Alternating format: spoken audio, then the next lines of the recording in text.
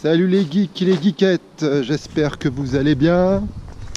Comme vous le savez probablement, GoPro a pas mal de soucis financiers en ce moment et ils comptent beaucoup sur la vente de leur dernière caméra. Alors justement, est-ce que la nouvelle caméra, la fameuse GoPro Hero 5 Black, mérite un achat? Je vais vous le dire tout de suite.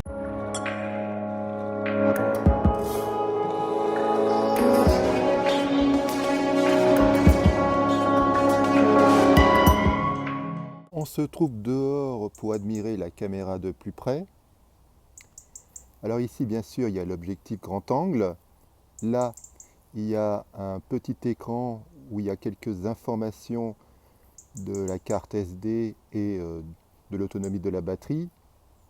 Ici, on a un petit bouton, c'est pour allumer et éteindre la caméra. Ici, c'est l'écran principal tactile. Ici, c'est le bouton pour enclencher les vidéos et les photos.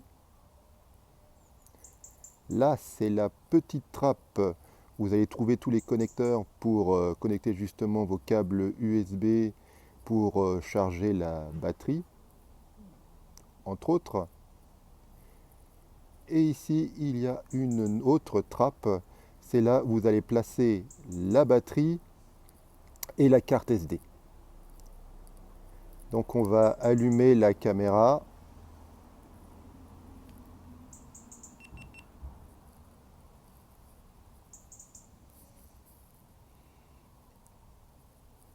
Et l'écran tactile s'est allumé. On va maintenant regarder un peu plus l'écran. Donc là, ici, c'est le petit écran. Alors comme je vous l'ai dit, on voit les informations sur la batterie, la carte SD, entre autres. Ici donc, c'est l'écran principal lorsqu'il est allumé. Alors comme vous pouvez le constater, il a une excellente luminosité. C'est bien défini. Ça, c'est une très très bonne surprise car même au soleil, vous allez vraiment pouvoir tout voir. Alors maintenant, on va regarder, il s'éteint. On va maintenant regarder le menu de la caméra. Alors, l'ergonomie n'est pas la même que pour les précédentes versions, mais je la trouve bien plus intuitive. Alors, ce qu'on voit au départ, donc là, on voit que je suis en position vidéo. On voit le petit signe là. Ici, on voit le format. Donc, je filme en 1080p. On peut aller jusqu'à 4K, bien évidemment. Ici, on voit donc que je filme en 48 images secondes. On peut aller beaucoup plus loin, il n'y a pas de souci. Sauf malheureusement en 4K, on peut aller uniquement à 24 images secondes.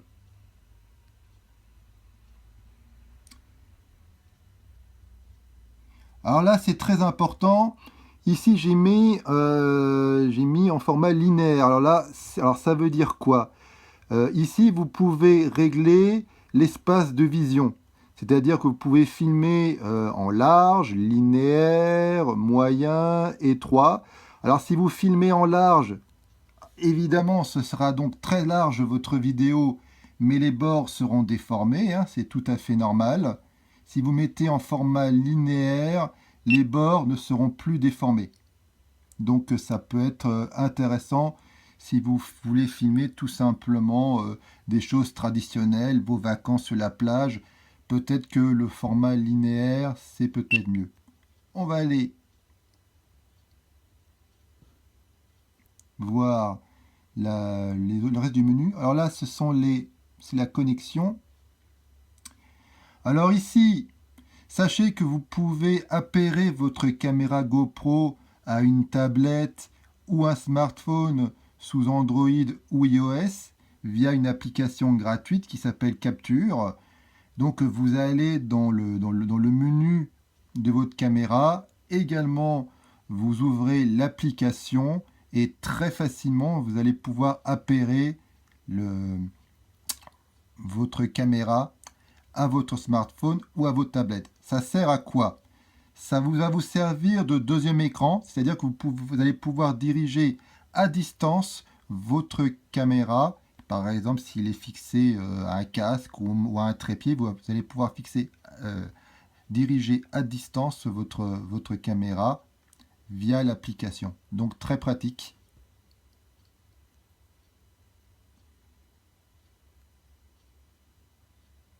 Et là, bon, ce sont bien évidemment les réglages de base. Date, luminosité, heure.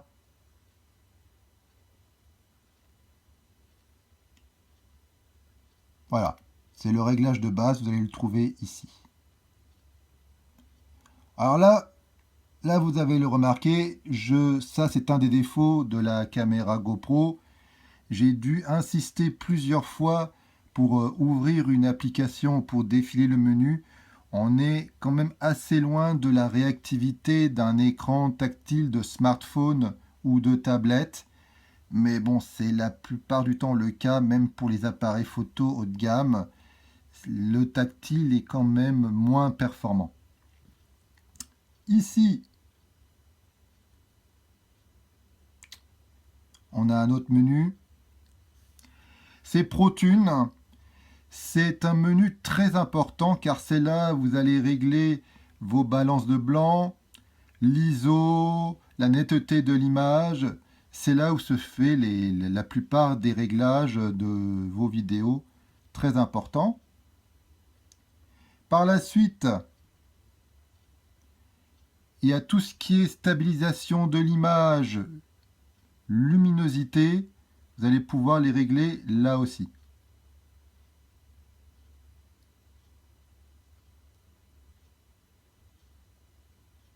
Voilà.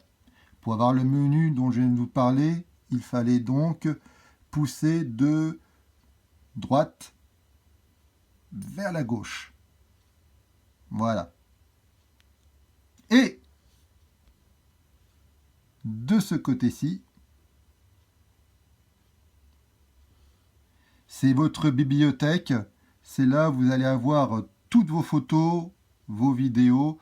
Vous allez pouvoir les regarder, les supprimer, voire même les corriger déjà sur l'écran de votre GoPro. Je crois qu'il est grand temps que je donne maintenant mon avis sur cette caméra, cette fameuse GoPro. Je vais donc d'abord parler du design. Le design est assez compact, la caméra est assez légère, ça m'a l'air d'être assez bien solide, c'est une très bonne fabrication, moi j'aime bien, c'est plus fin, plus léger que les précédentes versions, c'est un excellent bon point, surtout si vous fixez la caméra à un vélo ou à le casque d'une moto, c'est très important de ne pas trop sentir son poids, c'est le cas ici, c'est une caméra assez légère, excellent bon point pour GoPro. En termes d'étanchéité, plus la peine de la mettre dans un caisson, elle est étanche jusqu'à 10 mètres. Attention, je tiens à signaler au niveau des clapets. Fermez bien les clapets, vous allez me dire c'est normal, mais c'est un petit peu piégeant si je peux m'exprimer ainsi. C'est que plusieurs fois j'ai cru que les clapets étaient fermés et ce n'était pas le cas. Donc regardez bien, fixez bien, appuyez bien sur les clapets, sinon c'est la catastrophe. Si c'est pas bien fermé, là l'eau va pénétrer à l'intérieur, c'est vraiment essentiel. Vérifiez bien avant de la mettre dans l'eau.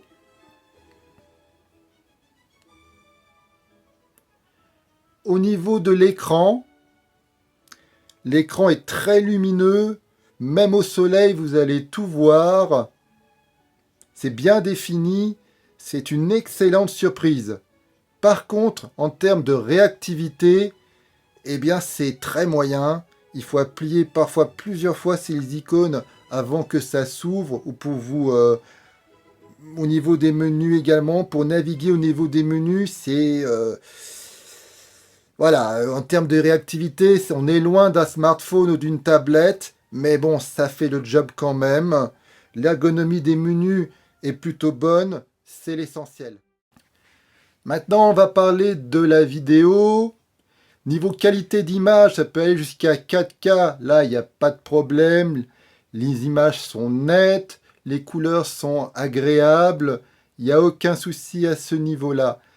Au niveau de la stabilisation, car les nouvelles générations de caméras GoPro, en tout cas celle de l'édition Black, a un stabilisateur, mais attention, il est numérique, il n'est pas optique. Et là, je ne vous cache pas, j'ai été très déçu, il est vraiment très moyen. L'image tremble quand même pas mal. On est loin de la stabilisation optique d'un iPhone, par exemple. Et je trouve que vraiment, c'est le plus gros défaut chez GoPro, c'est la stabilisation. Alors, ils vendent des gimbals, ils vendent des tas d'accessoires pour stabiliser l'image. Il faut donc investir environ 300 € pour avoir une image qui ne tremble pas. Je trouve ça vraiment dommage.